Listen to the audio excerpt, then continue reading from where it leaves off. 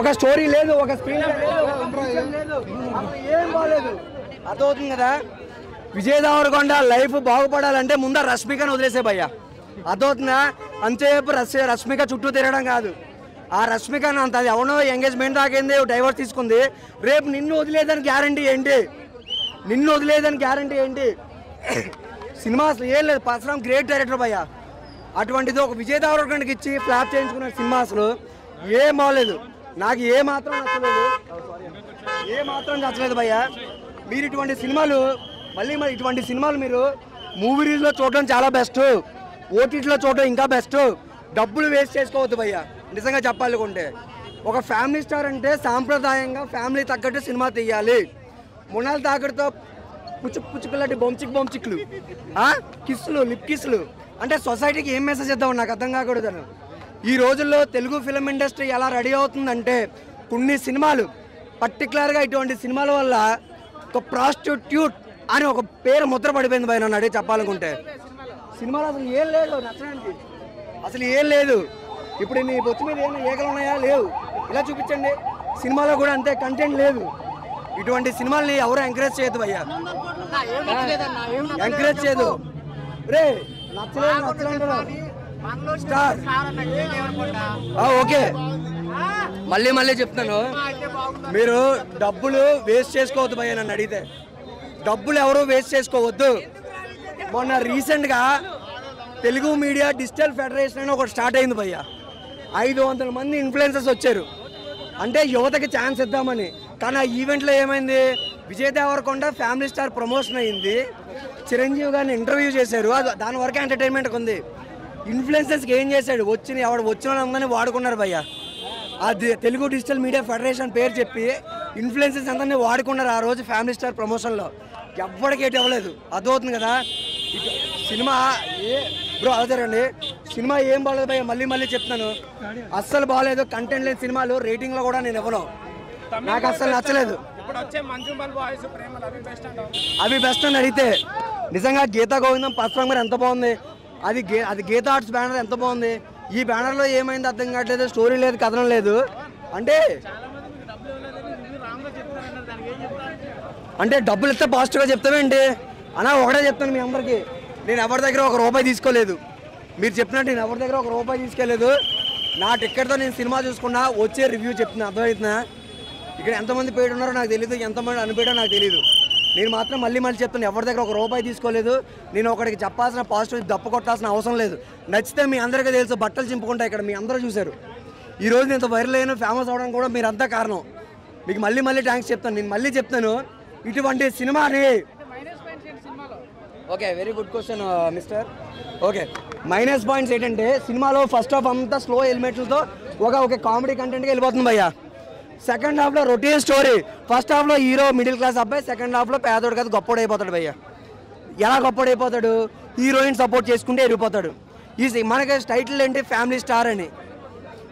అంటే హీరోయిన్కి డబ్బు ఉంది, ఆస్తి పరులాలు కాబట్టి వీడికి ఉద్యోగం ఇప్పించి అవకాశాలు ఇచ్చి చేసింది. ఇందులో ఫ్యామిలీ స్టార్ వాడి కష్టపడింది ఏముంది? నా బొంద వీడి కష్టపడింది ఏముంది? విజయ్ దేవరకొండ గారు రష్మికను వదిలేయండి ప్లీజ్. మీరు రష్మికను వదిలేస్తే మీ జీవితం బాగుపడుతుంది అంతే. అన్నా 200 కోట్లు అంటే వేసుకుని కోట్లు అనుకున్నావా? ఆ చెట్టుకి ఎన్ని ఆకులు ఉంటాయి అన్న, 100 కాగితాలు 1000 కాగితాలు ఉంటాయన్న. వాళ్ళు ఏదో చెప్తారు టీఆర్పీ కోసం, దీనికోసం సినిమాలు జనాలు ఎన్రోల్ చేయడానికి. అర్థమవుతుంది కదా. సో ఎవరో సినిమాని చూసి రావద్దు. కథ రొటీన్ స్టోరీ భయ్యా, నిజంగా రొటీన్ స్టోరీ. మరొక గీతా గోవిందం సాంగ్స్ కూడా ఏంటండి ఇలాగ పిచ్చుకోక్కున్నట్టు దూకుంటాడు. అది స్టెప్పా? అది ఏదైనా కొత్తదనం ఉందా? అరే రోజుకి తెలుగు ఫిల్మ్ ఆర్టిస్ట్ చెప్తాను కదా, ఒక వ్యవచారంలో రెడీ అవుతుందండి ఇటువంటి సినిమాల వల్ల. ఒక స్టెప్ ఉన్నప్పుడు ఒక శేఖర్ మాస్టర్నో, ఒక జానీ మాస్టర్నో, ఒక మంచి కొరియోగ్రాఫర్నో పెట్టుకోవాలి. కానీ ఏందండి ఇది సినిమా? మళ్ళీ చెప్తాను, అట్రా flop movie. Don't waste your money don't waste your everything భయ్యా. అండ్ థ్యాంక్ యూ చెప్తాను. మీరు ఓఏ రూమ్కి వెళ్ళండి, ఫోన్లో వీడియోలు తీసుకొని బయట పెట్టుకోవద్దు.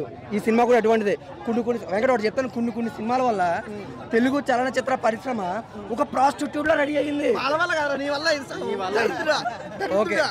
ఓకే నా వల్ల అయింది కదా. వెంకట ఒకటే అడుగుతాను వెంకట్, ఈరోజు అన్ని ఛానల్ ముందు అడుగుతా ఉన్నాను, సినిమాలోని మినిట్స్ తర్వాత 31 సెకండ్లో ఏమైందో చెప్పు నువ్వు. 30 మినిట్స్ ఏమైంది ఆ సీన్ చెప్పు. 30 మినిట్స్ తర్వాత ఏ సీన్ అయింది? 30 మినిట్స్ నీ దానితో నాకు వచ్చింది చెప్పు. సినిమా స్టార్టింగ్ బాగుంది భయ్యా. నిజంగా ఎట్లా ఉందంటే సినిమా ఫస్ట్ మనోడు అదేమంటారు నారసంచి ఉంటుంది కదా, నారసంచి చేసుకొని గోదాము నిజంగా అదేమంటారు రేషన్కి వెళ్తుంటాడు. ఎంట్రీ మాత్రం మామూలు భయ్యా. మాస్ లుక్ ఆ పంచ అదంతా వేసుకొని గోనసం చేసుకొని ఎంట్రీ మామూలుగా ఉండదు, అల్టిమేటెడ్గా ఉంటుంది భయ్యా. ఏదో ఈ నోట్కి వచ్చినట్టుగా 30 మినిట్స్ 1 సెకండ్ అని చెప్పుడు కాదు, కానీ స్టార్టింగ్ మొత్తం ఒక మిడిల్ క్లాస్ లైఫ్ గురించి అలా బ్రదర్ మనోడు అన్నాడు. ఏంది 30 మినిట్స్ తర్వాత 1 సెకండ్ ఏంటంటే వాళ్ళ అన్నయ్య పడే స్ట్రగుల్స్, అంటే ఏదో అన్నదమ్ముల మధ్య వచ్చే క్రాషెస్ వల్ల విడిపోనికి ఇబ్బందులు ఉంటాయి చూసాం, అది అనమాట. కానీ వెంకట్ వాడు సొంతంగా ఎదగలేదు, హీరోయిన్ దగ్గర ఉండి ఎదిగిపించింది. అదిగో అన్న కూడా ఊ కొట్టాడు. నేనున్నా సీఎం కావాలంటే కావాలని, కానీ నాకు కూడా ఒకటి సపోర్ట్ చేయాలి కదా. మరి ఫ్యామిలీ స్టార్ అన్నప్పుడు అతను సొంతంగా ఎదగాల. హీరోయిన్ బెస్ట్ ఎదుగుతుంది, ఫ్యామిలీ స్టార్ ఎందుకు అవుతుంది, మిడిల్ క్లాస్ ఫ్యామిలీ ఎందుకు అవుతుంది? ఎంత టాలెంట్ లేకపోతే ఎవరు సపోర్ట్ చేసినా ఎదగలేదు. మిడిల్ క్లాస్ ఫ్యామిలీ వాళ్ళ పిల్లలు చెరక్ ఇంటర్నేషనల్ స్కూల్ ఎలా వేస్తాడు, కొండాపూర్లో జాబ్ చేస్తున్నాడు వేసిండు. అదే కోట్లు ఒక మిడిల్ క్లాస్ వాడి కోట్లు వస్తాడు, వాడు కోటేశ్వరుడు అవుతాడు. మిడిల్ క్లాస్ వాడు తలుచుకుంటే ఏదైనా చేస్తుందా? నువ్వు మిడిల్ క్లాస్ లో పుచ్చుకులాంటి బొంచికులాంటి లిప్ కిస్లు పెట్టారు. అది సహజం రా. సహజం అన్నప్పుడు అది సాంప్రదాయ కుటుంబ సభ్య ఫ్యామిలీ సినిమా ఎలా అవుతుంది? సంసారం అన్నప్పుడు ముద్దు ఉంటది, ముచ్చట ఉంటది, అన్ని ఉంటాయి కానీ అవి మాకెందుకు చూపించడం? నువ్వెందుకు చూసినావు అంటే నువ్వు చేసుకునే చూపిస్తావు వాళ్ళకి, నేను చేసుకునే చూపిస్తానా? చూపియకు మరి. అదే కదా ఆయన చూపించానే కదా. వాళ్ళు చూపించింది ముద్దు ముచ్చట ఎలా ఉండాలి, లవర్స్ అంటే ముద్దు అంటే మూతులా వదులుకోకపోవడమా? అరే వదులుకోలేదు, అట్లా పెట్టుకుర్రు. పెట్టో చూసారు అందరూ. అలా కూడా తెలుసు నిజంగా సినిమా అంటే ఒక డిఫరెంట్ గా చూపించరు. ముద్దు అనేది కూడా ఒక నిజంగా లవ్ స్టోరీ అంటే ఎలా ఉంటుంది, లవ్ స్టోరీ సంబంధించి ఒక ముద్దు ఎలా ఉండాలి అంతే ఉంది. పరశురామ్ గారు డైలాగ్స్ బాగున్నాయి, బాగా రాసిండ్రు, కానీ విజయ్ దేవరకొండ సెట్ అవ్వలేదు. ఆ సినిమా చాలా బాగుంది. మనోడు సంప్రదాయంగా ఫ్యామిలీ ఎంటర్టైన్మెంట్ గా బాగుంది. సాంప్రదాయని బొంచికాయని ఉన్నాయి ఇందులో. నువ్వు ప్రతిదీ బంచిక్ అంటే నేనేం చేయలేను రా భయ్. మరి ఎందుకంటే ఈ సినిమా నేను చూస్తా, నేను తీస్తా, అర్థమైందా? నువ్వే చూసుకో. పుచ్చుకులు సెపరేట్ గా పెడతా, అది సెపరేట్ సినిమా. మంచి ఫ్యామిలీ సినిమా ఫ్యామిలీగా పెడతా, నువ్వే చూసుకోరా సినిమా. అర్థమైందా? ఇంకోటి సినిమా గురించి తెలియనాడు కూడా సినిమా గురించి చెప్పడం. ఇంకోటి తెలుసా, ఒక స్టెప్ ఉంది, దొరదొత్త గోక్కొండ్ర చూసా, అది స్టెప్. అది అల్టిమేట్ రా, అది ఫ్యాషన్. ఈ జనరేషన్ తగ్గట్టు ఉంటుంది స్వామి. అంటే జనరేషన్ లోనే శేఖర్ మాస్టర్ ఇలాగా చెప్తాడా స్టెప్ లో? మామూలుగా వేరే సినిమాలో చిరంజీవి ఎలా వేస్తాడు, రామ్ చరణ్ ఎలా వేస్తాడు, ఎన్టీఆర్ ఎలా వేస్తా ఉంటాడు. ఎవరు స్టైల్ వాళ్ళది, ఎవరు మేనేజ్ వాళ్ళది. అది వదిలే, ఏదో మెట్రోలో ఫిక్స్ వచ్చినట్టు ఏంటిది స్టెప్? నువ్వెందుకు వేస్తున్నావు? నీకు నచ్చింది కాబట్టి నువ్వు వేస్తున్నావు. అది కదా ఫిక్స్ వచ్చినట్టు ఏంటి ఆ స్టెప్? మేనరిజం అంటే ఒక బాలయ్య బాబు, ఒక రామ్ చరణ్, ఒక ఎన్టీఆర్, అదైనా ఈ మేనరిజం అంటే ఒక మెగాస్టార్, అదే ఒక పవర్ స్టార్ పవన్ కళ్యాణ్. ఇది మేనరిజం. ఇప్పుడు ఈయన కూడా పెద్ద స్టార్ కదా, అందుకే చెప్తున్నా రష్మిక వెనక తిరగొద్దు, పుణ్యం ఉంటది. అది నువ్వు అనుకునేంత సాంప్రదాయాన్ని కాదు. ప్లీజ్ ఈ జీవితాన్ని బాగుపడుకో విజయ్ దేవరకొండ. రష్మిక వెనకాల తిరగొద్దు. రష్మిక ఏమంటే నాకు అర్థం కాదు.